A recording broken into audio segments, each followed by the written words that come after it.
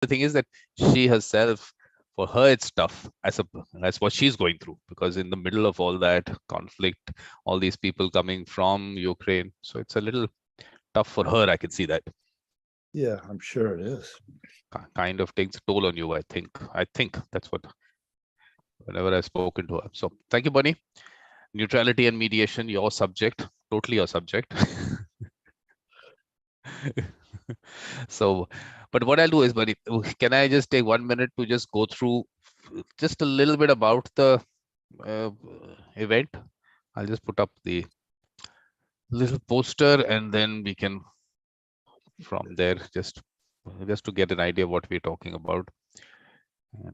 And then after that is your show. But look, I'm not going to be introducing you, because you don't really need an introduction. So, but if whatever you want to after that tell us about yourself, it's always good. So this is what we're doing. Neutrality and mediation, 12 to 16 December. Today is International Day of Neutrality. That's why we're starting today. And of course, Bernie is giving the keynote address, and Ken will give the closing address.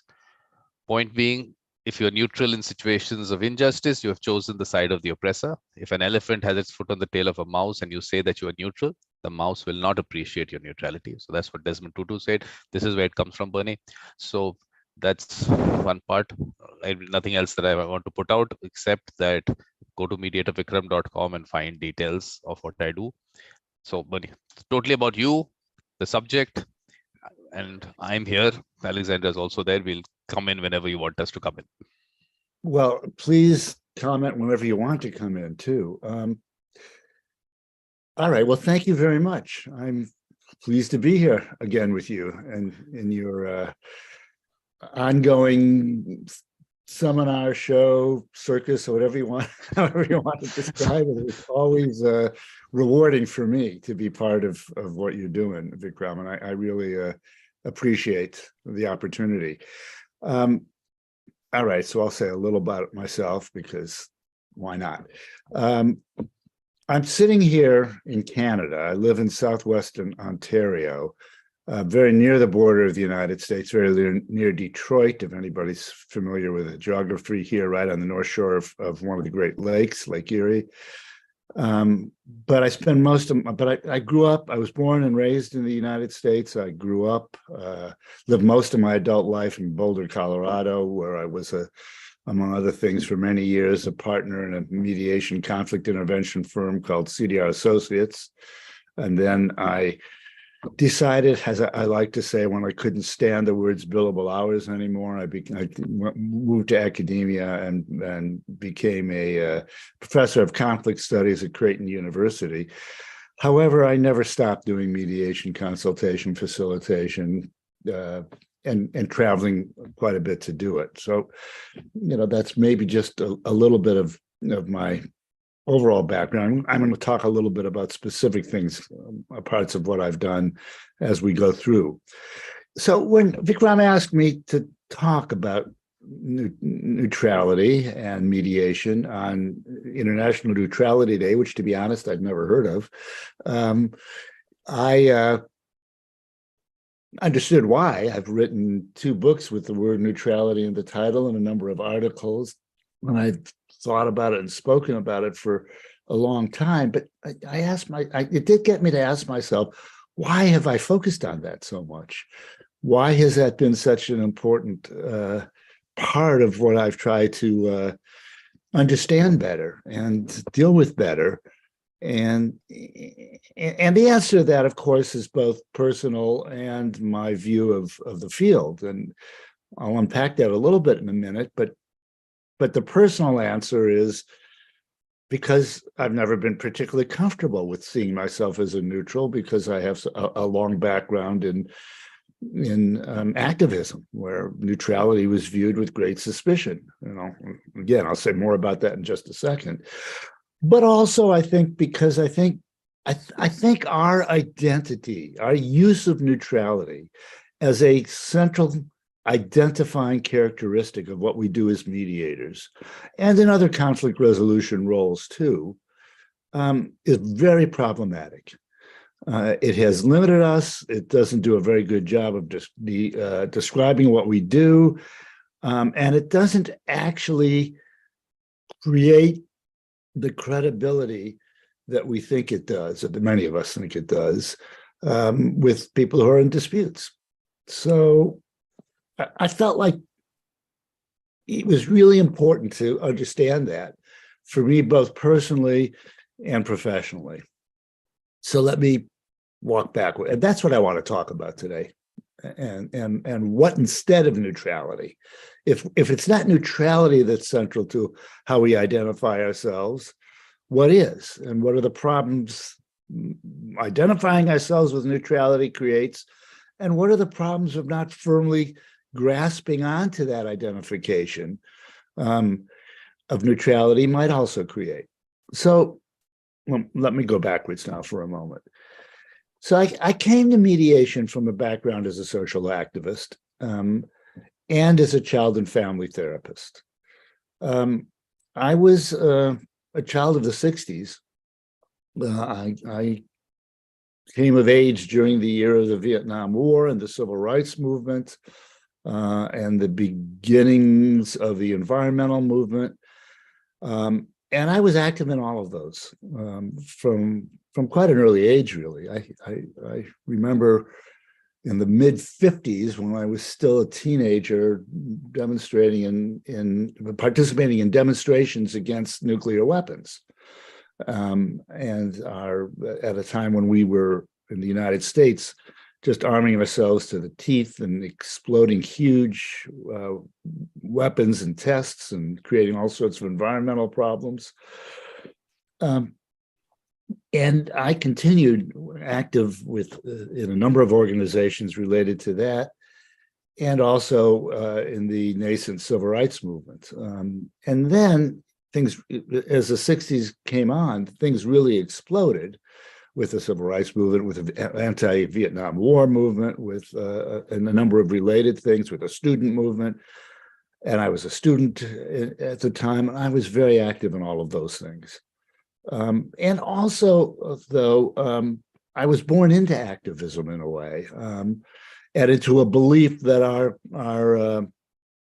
job on this planet was to try to do work to improve the lot of people and the environment we lived in. And that's partly because I was a son of Holocaust survivors and the grandson of Holocaust victims. I was the first one in my family born in the United States, in North America. Everyone else in my family and before me had to escape the Holocaust in some way or another. And so this was very deeply ingrained into me, and I came from a very political family as well. I don't know if anybody knows the term "red diaper baby," but I guess that would describe me. I was born with parents who were very active in left-wing causes. Some of my family became quite conservative then, but nonetheless, that's what I was born into. And so that was one part of my upbringing. And I always remember that my father used to proudly introduce himself or say about himself that he was once introduced by somebody, his name was Fritz Mayer, as, "This is Fritz Mayer, who is neutral about nothing." And he thought that was just great. So I was born into this idea and raised with this idea that somehow neutrality wasn't such a great thing, and you should be mistrustful of people who are neutral. And I never completely got over that. I still haven't gotten over that entirely. But I also was born into social work. I was also born into doing work with people who are having personal problems, familial problems, and a commitment to try to do something about that as well. And partly that's because both my parents were social workers, but also my father's particular job was he was the director of a residential treatment center for kids with problems. And our house was on the grounds of it. It was a place called Belfair near Cleveland, Ohio, in the United States.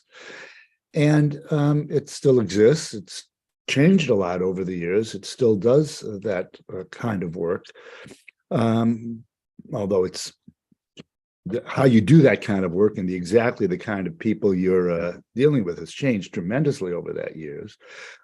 When I was quite young, quite a few of the kids who were there were actually survivors of the Holocaust too.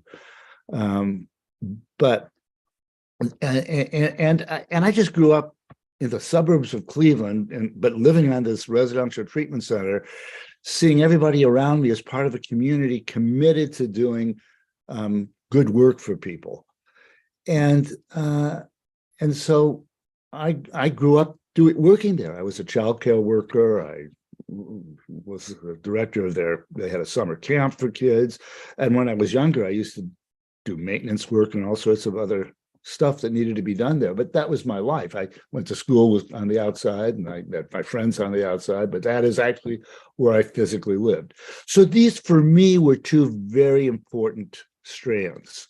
As I grew up and I went into social work. I got a master's in social work in New York City in 1970. I viewed these two parts of my life, this interest in helping people and doing, later on, I was a child and family therapist, working with individuals on the one hand, and being a social activist on the other, and being a participant in many different kinds of social movements, as two different strands. And I saw them as very different. I thought the work I did as a social worker, you did to try to help people, but the work to change society, I did as an activist. And I thought sometimes they were contradictory strands, and a lot of people, I think, felt that way about it too. So as a social work student in New York City in 1968, I well remember that when we first started, from the very first day of social work school, there was this ongoing debate. And this was New York City in the 60s, with the world exploding around us in some ways, with tension and activism and some violence. We had these debates about whether what we were doing was genuinely helping the clients we were trying to work with, or whether we were putting a Band-Aid on social ills, whether what we were doing was just making it easier for the system to continue to run, rather than really doing something to change it. And I'm quite sure if I went back to the same school today, I'd hear some of the same debates. The real question amounts to something that I think I still struggle with 54 years later, which were we about in the work we do, system change, or are we about system maintenance? The simple answer to that question is yes. I mean, we are about both those things. We are inevitably about both those things. All professions, all social systems exist within a larger system because they wouldn't exist if in some way they didn't have a role in that system, and often a role in maintaining it, although sometimes it's a little more confusing than other times. But I think it still poses ongoing challenges to us. And the issue of neutrality, in a way, is symptomatic of that. But we'll get more into that in just a moment. So just a second here.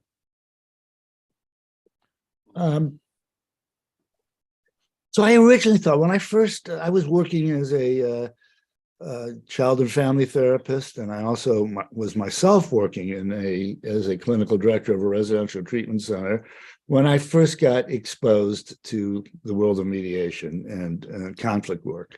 And it's quite interesting in a way how I did that. I think it's interesting anyhow, because it wasn't directly to mediation. It was through social activism. I was living in Colorado, very close to a place called Rocky Flats Nuclear Weapons Plant, where nuclear weapons were produced and had been for many, many years. And I was involved in a series of activities protesting it, both on the grounds of being opposed to nuclear weapons, but also because of the hazard it posed to the environment.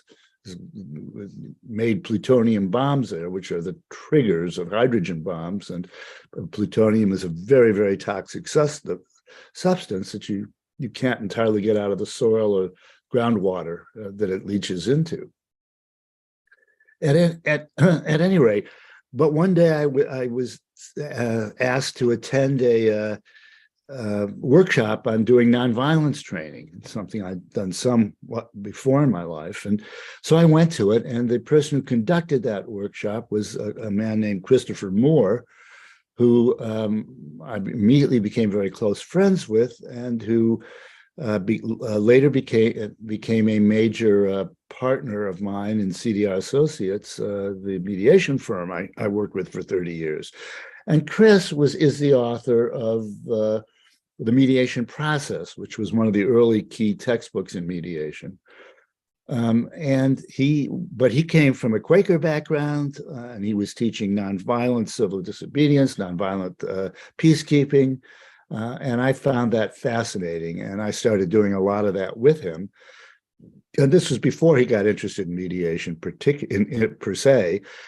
And so now I was teaching conflict resolution essentially to activists and to people who were going to be arrested in demonstrations.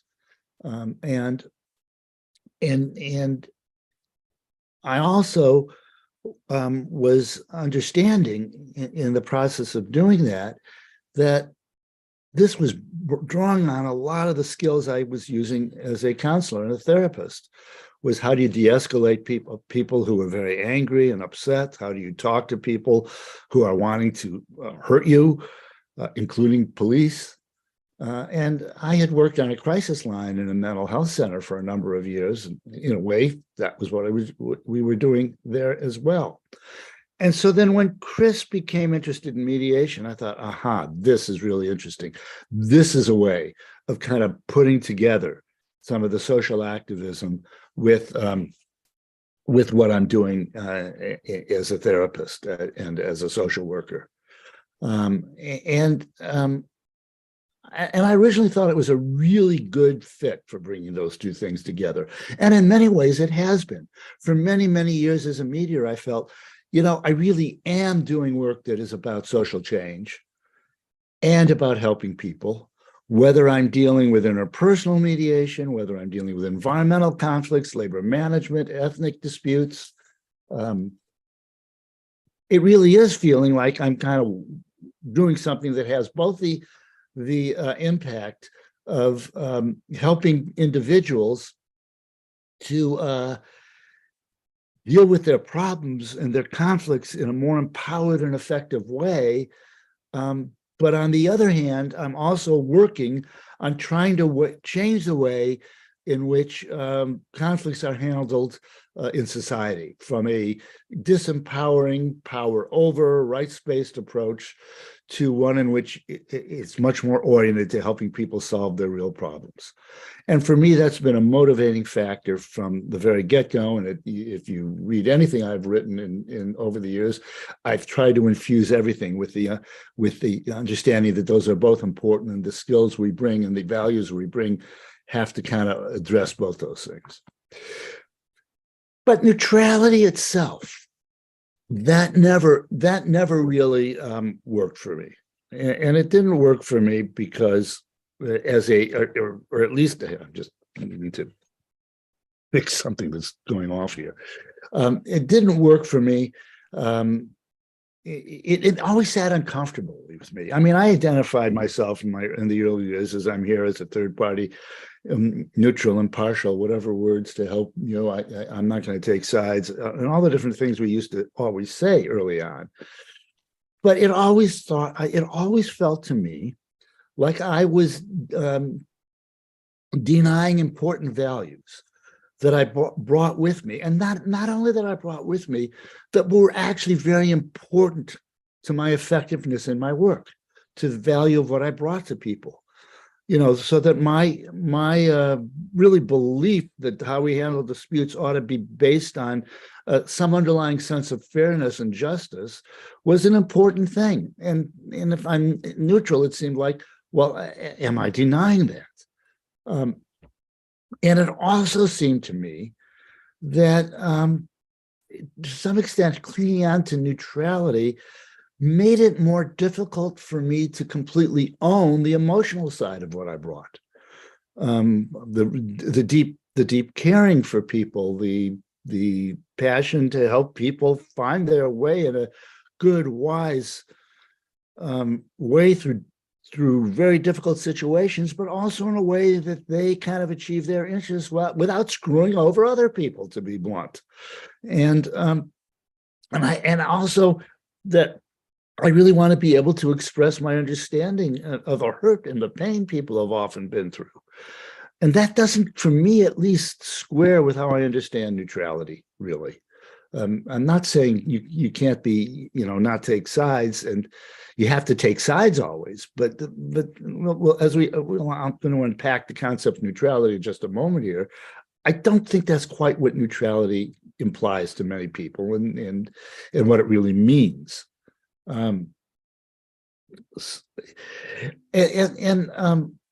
Also for me, but I think this is true for many in our field, neutrality is kind of a cop-out, because what it allows us to do is to engage in some of our most profound conflict avoidant tendencies.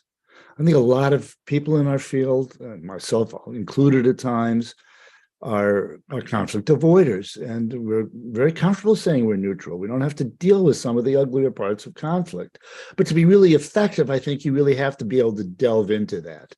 And I think one of the reasons we so often cling to the neutrality as a central organizing conflict is because we are conflict avoiders or don't want to deal with that stuff.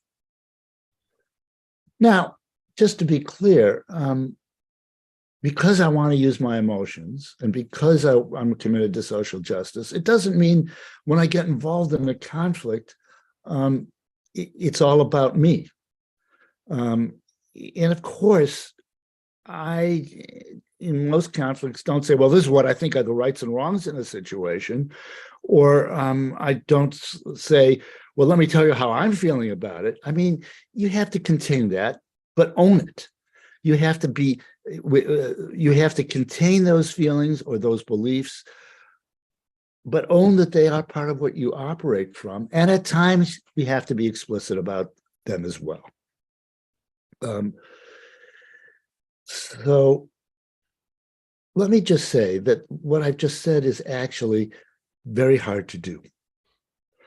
It is very hard to both be focused on empowering people. It's their job to deal with their conflicts. We want to help them to do it. We believe they know it's best in their own lives.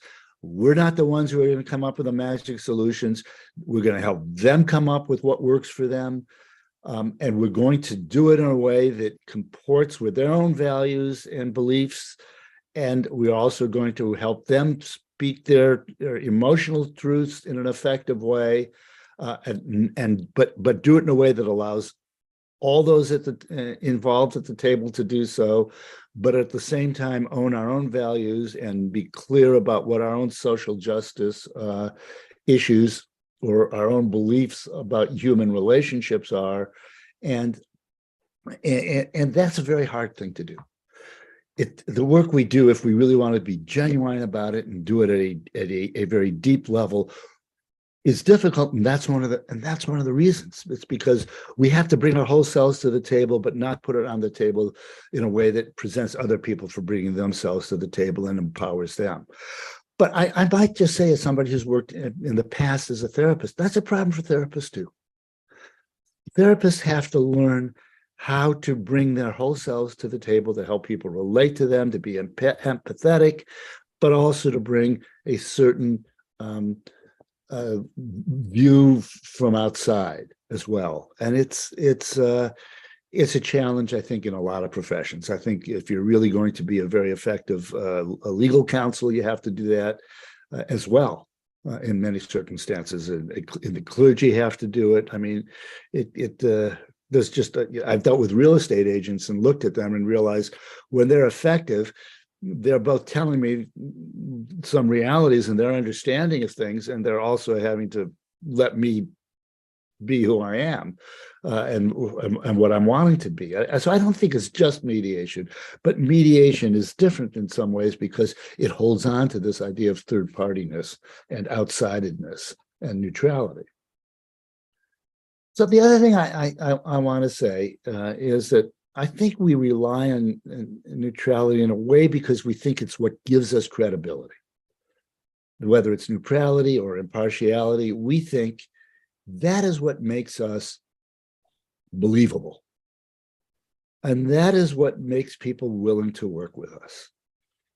And, I don't think people will want to work with us if they think we're going in there to side with the other person and get them to give up stuff that they think they really ought not to give up, and to beat up on them and side with the others. But I don't think neutrality itself or impartiality are nearly as central to what we do or to why we are trusted as we might think it would be.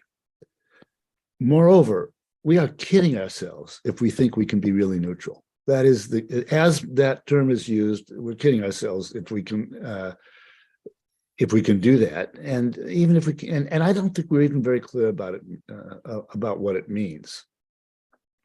So let's ask the question again. Why have we made neutrality so central to how we present ourselves? Why have we done that? And I ask everybody to think about that for themselves. But let me suggest that one way is it's a fairly easy way of differentiating ourselves from others. So in the early years of the field, many of us had to differentiate ourselves from being lawyers who represented people. And it was easy to say, well, I'm not representing either of you. I am neutral. Or I am not here. Come on. I'm sorry. Do you want to take a minute? You want to take a minute? No, I don't. It's a long story, but I can't turn that off. I just have to hit it when it happens. So you didn't hear it, I don't think. If our background is as individual therapists, if our background is advocates in any way, I don't think we. I think it was a very easy way to differentiate ourselves, and it is, and that's helpful. It's helpful to be able to market ourselves or differentiate ourselves. Now, we're not here to be representing one party or the other. We're here to help you both, and so neutrality or impartiality is a very easy word to say that. It also implies, that we bring a certain objectivity, a certain distance that is useful, that we're outside the conflict so we can help people see it. Now, I think the idea of having some perspective is very useful. I also think, however, the term of objectivity is infused with a lot of the same problems for professionals as the term neutrality is, because objectivity implies that we don't have our own background that we bring to the table. It's just the facts, that we're able to just be clinical about stuff. But even in the hard sciences, people don't just bring objectivity to it. They bring an awful lot of their own personal self that helps them see what they see. It means they don't see things they don't see. But at any rate, I think that's another reason we use that term. I think we also use it because it's kind of a safe way to present ourselves, at least safe to us. If I'm neutral, I don't have to take sides. I don't have to commit myself. It's a safe place to be neutral. And in times of intense conflict, it's nice to be safe. But I believe that is about conflict avoidance as well. Now, I think we've often had to sell ourselves in offering our services, let's say between a corporation and a community, to the more powerful entity, namely the corporation, who doesn't think we're there just to sort of compromise their power. And we've had to sell ourselves in a way by saying, look, we're not trying to threaten you or threaten your power. We're trying to help you. And being neutral is a way of saying that as well. But it's also one of the real problems, because by saying that and selling ourselves in that way, we empower the already powerful. I think when we're trying to talk to those who are less powerful, and we say that we're neutral, what I think the message we're trying to deliver is, look, that means we are not here to try to get you to submit to the power of the already powerful. We're going to help you not be rolled by that system. But this is misleading, because if we do nothing to alter the power dynamics, then in fact we are empowering the more powerful with almost anything we do. But I think those are some of the reasons we use it. And then I think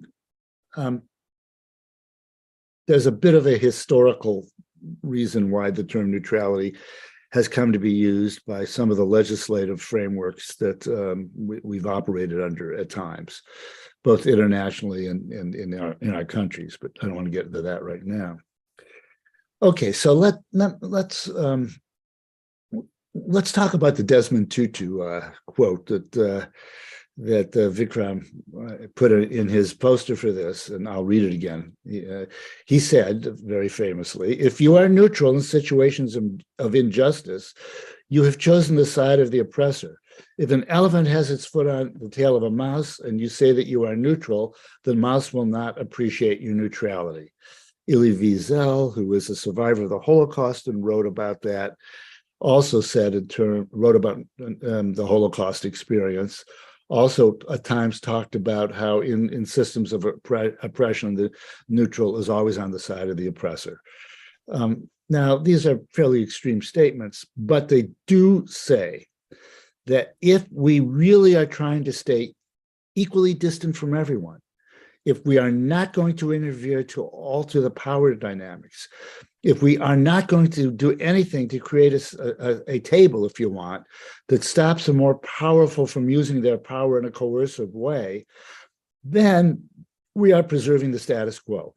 And if we do that, we are intervening. And if we do try to change the power dynamics, if we do try to alter it so it's not used in as coercive a way as it might have been, then we're not only intervening in process, but in substance. So anytime I say at a table, "Excuse me," to someone who may be talking a lot and maybe interrupting a lot, I want to hear I really want to hear what the other person has to say. And we really need to make sure we understand that. And I encourage them to do that. I am altering the power dynamics. And by altering those power dynamics, I am altering the substance as well. So this is the central tenet in the work we do. And if one of our central commitments is to empowering people to deal with conflicts in an effective way and to promote good communication, but if to do so, we have to alter how they might naturally interact, we are in effect trying to avoid taking over a conflict and empowering parties to be the ones in charge by taking over parts of the conflict. So this is a internal contradiction that I don't think we can entirely avoid. And I'm not sorry about this tension. I think this, it's not that this is, oh, woe is us, we have to deal with this really hard thing. I think out of this tension comes sort of the most creating and important things we do. And it is a way in which we ultimately do win our credibility with people by the way they see us doing that in a way that really does change the dynamics at the table, but also make sure that everybody has a voice. And so actually in one of my books, The Conflict Paradox, I have a chapter on the paradox of neutrality and advocacy. It's chapter 7 of that book, which looks at 7 of these paradoxes, and which argues that it is in how we handle the paradox. And a paradox is because you can't truly be neutral as we understand the term if you're not somewhat of an advocate, and you can't truly be an advocate if we don't use some of what we understand as neutrality. And it is out of that tension that the most important work we do. But we have to recognize that it's a tension. We have to recognize that there's no avoiding it, and that simply professing our neutrality is not a way out, and it's not really believable. So if instead of embracing this paradox and say we have to be both on the side of each party and on the side of the two parties together, if we don't have to understand that we have to bring ourselves to the table and our own values and beliefs, if we don't embrace this, then we're really in denial about the real situation we face. And this is not just abstract, it comes through in everything we do in mediation. Now, I think we tried many ways to avoid cognitive dissonance in our lives. And this is in a way what this is. And I think we try many ways of avoiding having to deal with the problem that you can't both help alter the power dynamics and entirely give power to people, to the parties, yet that's what we want to do.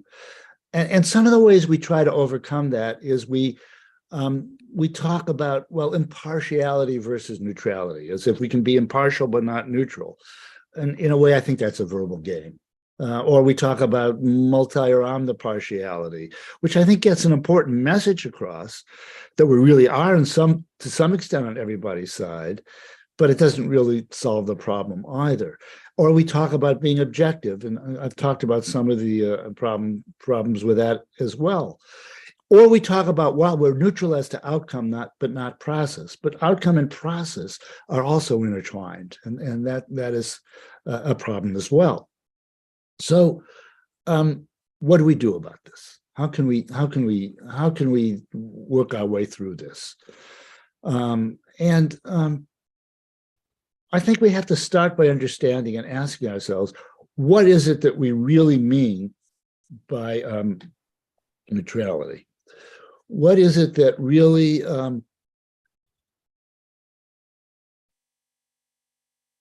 is the underlying statement we're giving people that really we could give more directly, perhaps, or we have to recognize we can't give? So I think there are several different things we mean when we say we're neutral. And interestingly, in different languages and different cultures, different parts of these are what come out. So, for example, in some languages, when you say neutral, it's like you're talking about neutral in a car. It means you're doing nothing, or you're going nowhere, you're staying still. I think we could think about neutrality as we mean it structurally. In other words, we don't have a structural connection. Our position in a network of relationships is not such that we are structurally connected to one side. I don't have business interests that are going to be advantaged by the outcome of a mediation I might be part of, or I'm not somebody's brother who's or a best friend, or I don't owe money or indebted to somebody who is on one side of the conflict. There isn't a structural connection. But of course, we always have some kind of structural connection if you think about it. If I'm mediating between as an example, between a black man or a white woman, I have a structural connection to both sides in a sense. I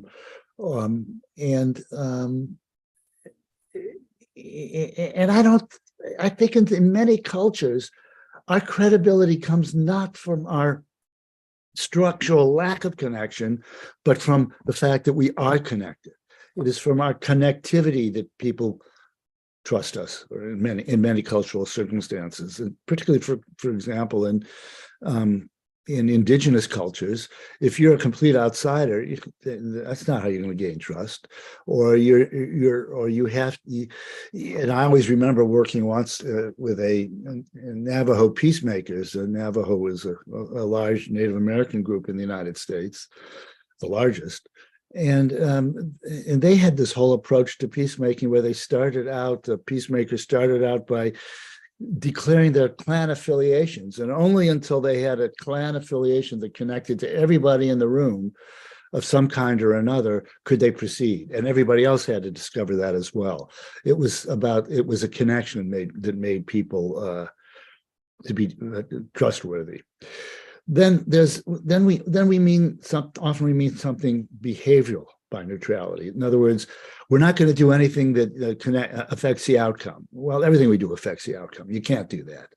And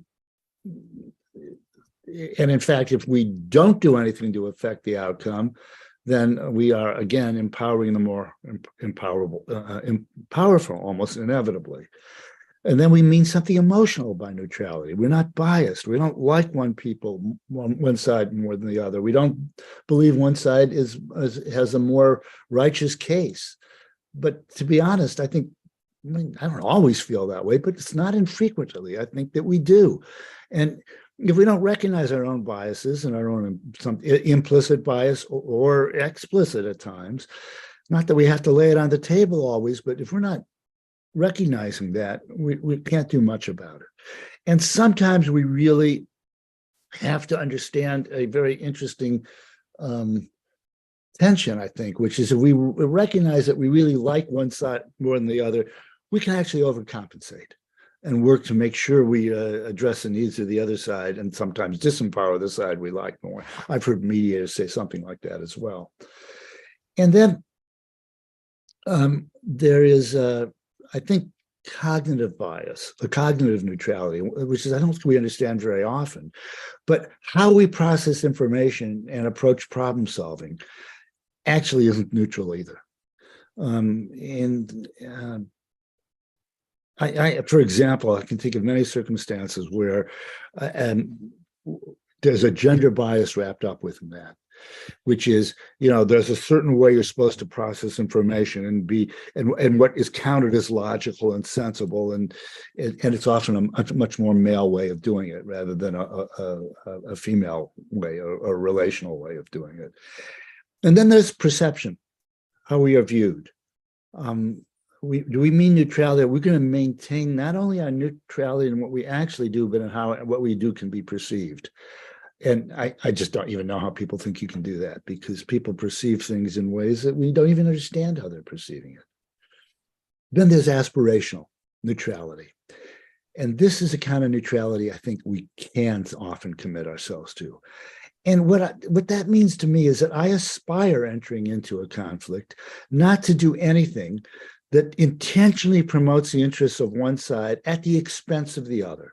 I think we often aspire to do that. And we can offer the fact that we don't want to intentionally squash down one side's key and important interests to the advantage of the other. It doesn't mean that sometimes won't happen, but our commitment is to try not to. We ask people to let us know if they think that we may be doing that. All right. If it's not neutrality, then, if that in itself is hard for us to offer, if it has linguistic and cultural and conceptual and social justice implications, what is it clients really want? What is it that we can do? And what is it that we can do, to be quite blunt, that we can market ourselves as doing? And I actually have done this exercise, and I invite anybody who listens to this to try to do it, which is try to explain who you are and what you're doing or what you're offering without using the words neutrality, impartiality, objectivity, or and see what will come up with, and see what you think you'll naturally say. I find, and I think this is what people are really looking for, is they want authenticity. They want us to be authentic, to know who we are, not to pretend we're something other. That doesn't mean we have to lay out everything about ourselves, but they don't want to think we're phony. They want a certain amount of transparency about what's going on, about how we're going to try to do what we do, about if we're bringing any analysis or value, background that they think they really should know about. They want that to be part of what we offer.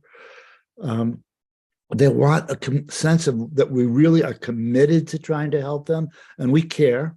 We really are caring about it.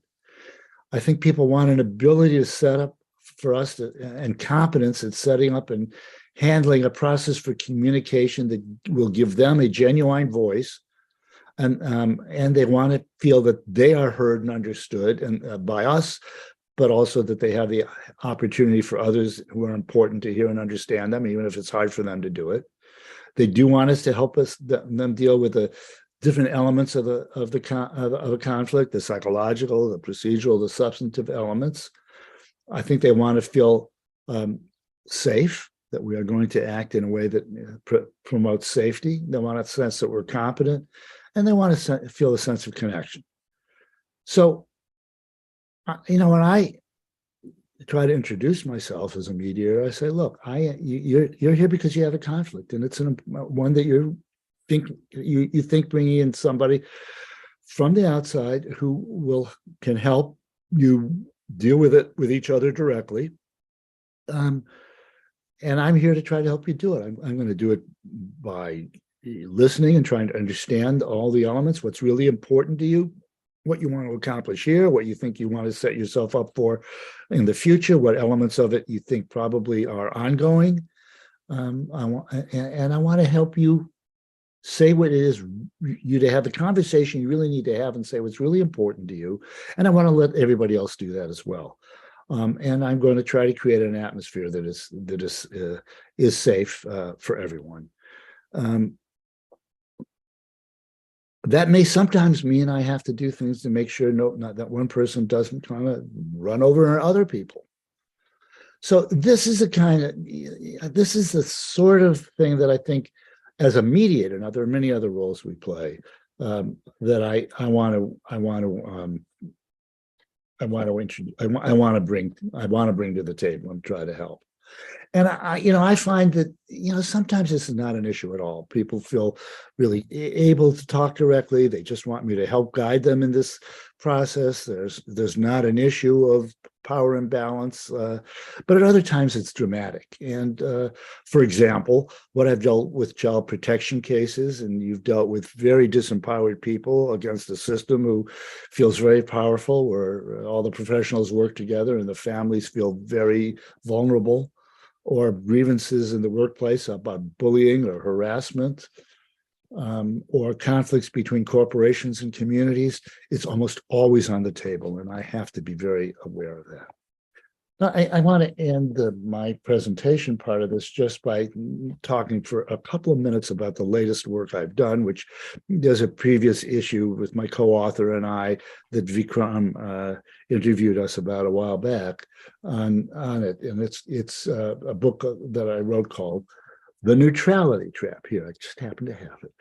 And in the Neutrality Trap, we really explicitly talk about the relationship thank you, Vikram. The relationship between the work we do to bring people together across their differences and the efforts to change systems, which often involves disrupting those systems. So the subtitle of the book is Disrupting and Connecting for Social Change. And we were inspired to write this by a lot of the things I've talked about, but we particularly were pushed into the actual writing after the murder in the United States of George Floyd, a Black man who was stopped by policemen who put him on the ground, put their knee on his neck for 9.5 minutes and killed him. And and this was on videotape that its bystander took that went viral, and it created a big movement. And one of the things that I noticed at that point was almost the instinctive response of people in the mediation conflict intervention field was to say, we need to help people come together, the police to come together to communicate with activists to see what they could do about it. And that put activists in a real dilemma because they didn't want to seem unreasonable. On the other hand, they needed to build a movement for change. And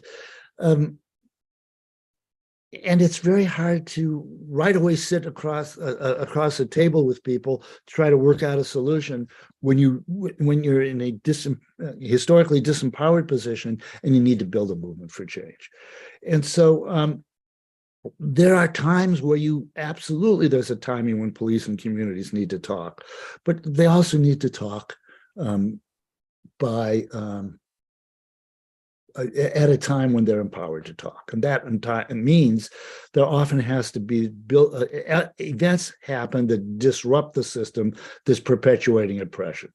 And the famous story in the civil rights movement of the United States of Rosa Parks, who refused to sit to move to the back of the bus and was arrested and sparked the rise of the civil rights movements when Martin Luther King came to prominence. And I'm sure many of you have heard that story, but if not, it's a classic one in North America. If at that point, right after she refused to do that, mediators had gone down there and tried to work out the issue between the city of Montgomery, Alabama, and the transportation system, it would have been a problem.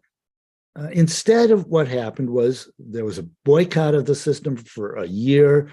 There was a national movement. There were some court cases. Martin Luther King Jr. came to prominence. I mean, and then the situation was mediated by churches, and it's an example, I think, of what is necessary to really help genuine change happen and genuine disruption of oppressive systems.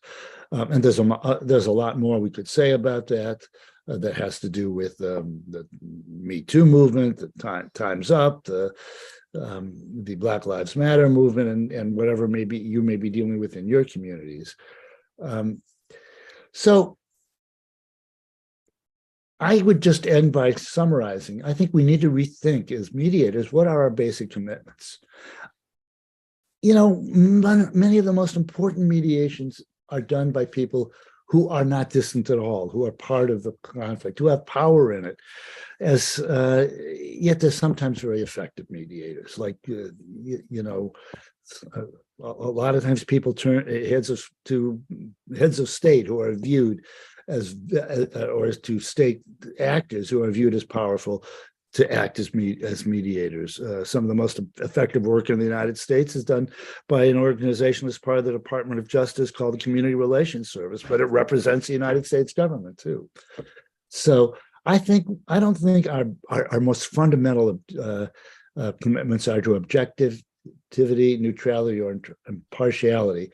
I think they are to authenticity, empowerment, fairness, effective communication, and justice. So on that note, I say thanks for letting me do this, and I'd love to hear comments, questions, disagreements, whatever you want to throw out. Oh, thank you very much, Bunny. Of course, we've discussed this, so let me just put that up because I just put it up for a second, that this is available on the YouTube channel. And of course, Jackie isn't part of the symposium. I did send her an email.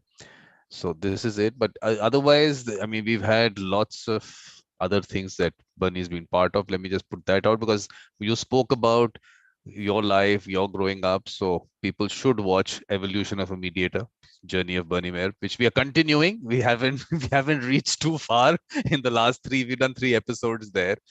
And this is a playlist. This is a Bunny Mayer playlist on my YouTube channel. So you have these, and you have that book, and of course, Symposium number 2. And we did Mediators, Mediation, and Neutrality with you, and this one that we're doing right now. So there's lots with you there. But I think what you did talk about, the fact that where did this come from, that word, the usage of the word, the connection with the court system. I mean, is that something that you saw, that because it came, mediation in the US came through the court system, and that was how the judges were looked at, and did it come from there? Yeah, that was a very important part of it. It's not the only place. I mean, that's one of the sources of mediation in the U.S. The other was early source was labor management mediation, but it did, and the court could only, because judges maintain their commitment to neutrality as well, which has all the same problems which I've just discussed, but that's embedded in the legal system in many ways.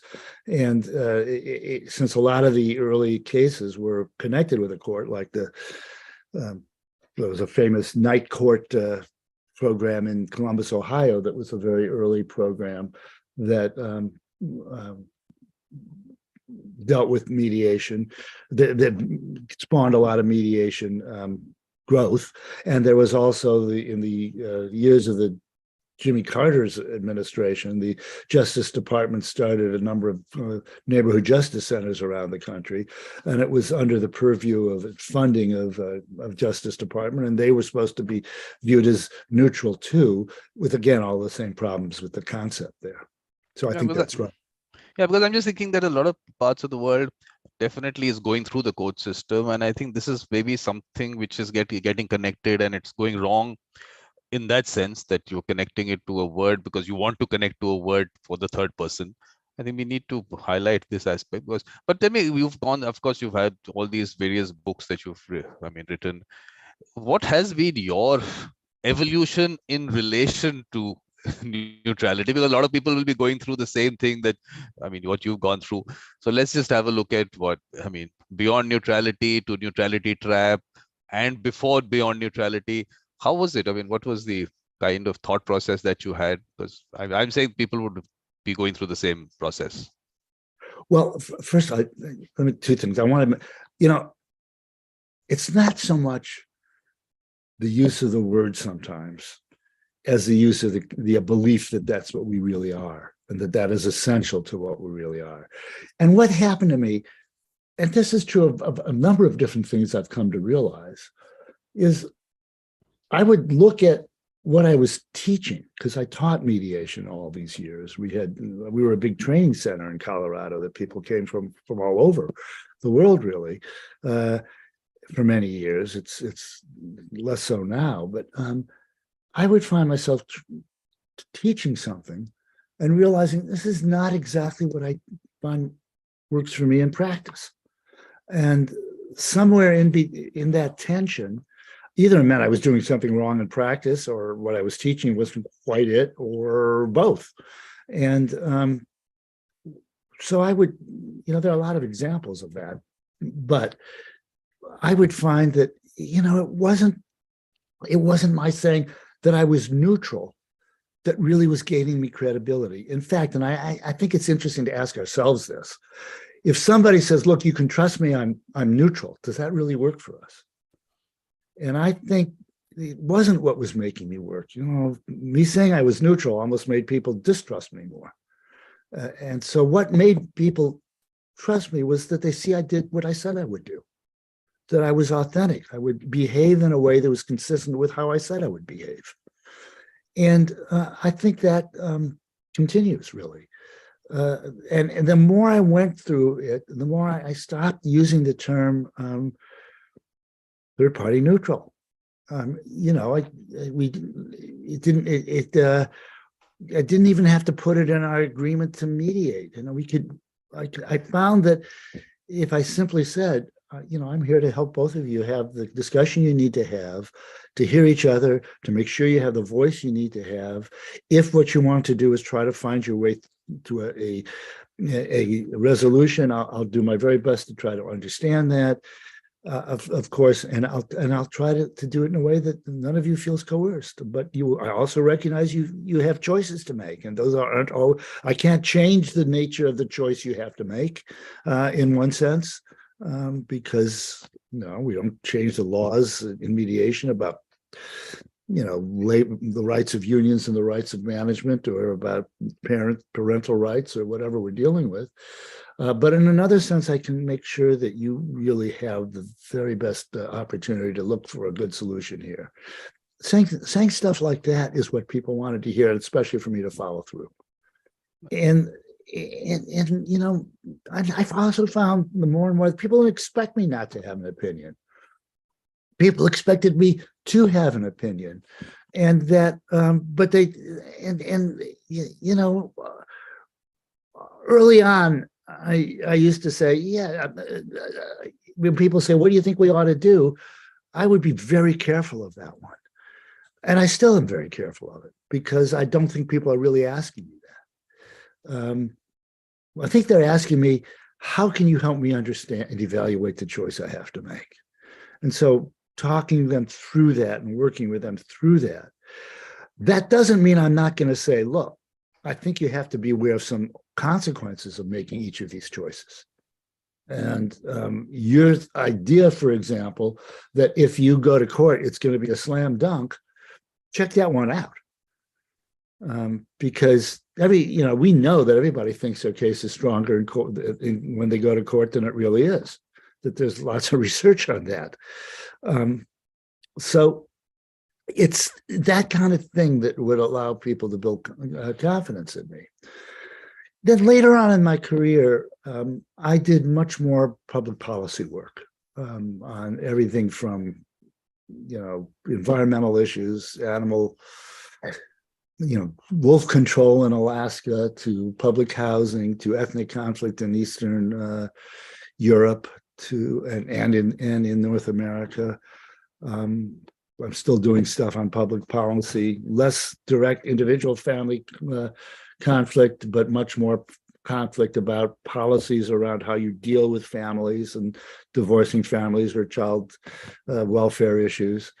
And in those cases, I often found I had to very explicitly deal with power differentials in a way that claiming neutrality was just not it. For example, I remember one case with involving water rights, and where the corporations had all these technical experts and computer time and could do all this fancy modeling, and they were there against community groups, and we had to say, look, this isn't going anywhere if we cannot get some funding for community groups to have their own consultation from technical experts, as an example.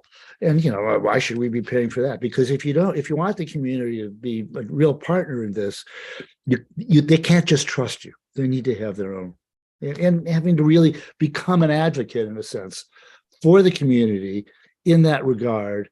And that became critical. And I can think of a number of other examples of stuff like that. I think what two keywords I think you've been using is trust and authentic. I think that is what maybe people have to also understand, that when these two things are out there, this is a process where people are, of course, they're gauging you and they can walk out when they want. So if these two things are happening at the same time, I don't think this whole pressure on being neutral is required, because they'll go in there for as long as they want to be at it. So I think maybe that's something which definitely. Well, that's right. I didn't talk about the voluntariness of the process. And for many people, that's a key defining feature too. And for me too, if it really is voluntary. If it's not really voluntary and we're pretending it's voluntary, that's a real problem. And I've had that happen too, where people were under tremendous coercion to be there, or were there in an insincere way. And that's not okay. We offer sometimes the alternative that people face to trying to mediate isn't a very good one, but that ought to be explicit and not like you pretend you're here voluntarily when you really don't have to be. And because if it is genuinely voluntary, as you say, the fact that they can walk away, that is important. And I've had people walk away, sometimes not in a very good way, oftentimes in a good way, but occasionally they just said, I'm not going to put with this anymore. I'm out of here. And I always thought, what did I do wrong here? But many times they were right to do that. I mean, a few times that's actually happened quite that way. But I also want to say this, that trust and authenticity aren't something you gain by saying, I'm going to be authentic and you can trust me. The interesting thing about all of that is the part that says you have to be part of helping me be authentic. you have to help me gain your trust. And the way you do that is, if I'm doing something that's problematic, I want to know about it. I want your feedback, and let's see over time if that can happen. And people then often will start to build trust fairly quickly. And oftentimes people give trust conditionally, which I do too, which we all do, which is to say, I'm willing to act as if I trust you for a little while, and then I'll see if I really do. Then again, giving people the benefit of the doubt. But I think, Buddy, what we've been doing is focusing on the word neutrality. But I think mediation itself needs to be looked at, because it's that elephant in the blind man situation. So definitely everyone was and is looking at mediation differently, and in different what we call models. In those different models, is neutrality looked at differently? So, I mean, where does that fit in? Something on that? Well, that's really what the first book that had the word neutrality in it, Beyond Neutrality, Confronting the Crisis and Conflict Resolution, which came out, I believe, in 2004, was really about. And in it, I said, we have defined our field in a very narrow way as about being a third-party neutral whose job is to help people resolve conflict. And there is a role for third parties. We've talked about neutrality here. And there is a role for focusing on resolution. But in many, many circumstances, that's not what people need. And what people need is something other than that. And so I talk about the spectrum of roles that we ought to be playing. That include advocate, that coach, strategic advisor, psychological counselor, legal representative. They're all roles that ought to be infused with what we've learned about conflict and conflict intervention.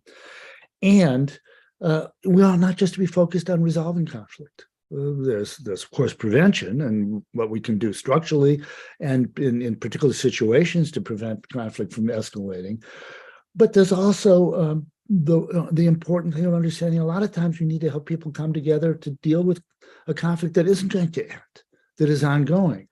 So that the book I wrote directly after I wrote Beyond Neutrality was Staying with Conflict, which is how you help people deal with long-term conflict situations in a constructive way. Like, again, many divorces, for example, are people lead conflict not only throughout their kids' childhood, but sometimes well beyond it. And so as I evolved and as I thought about it, I more and more started seeing some of the most effective ways I could interact with people in conflict is not in between or as a facilitator of an interaction, but as working with one side, as an advisor, as a coach.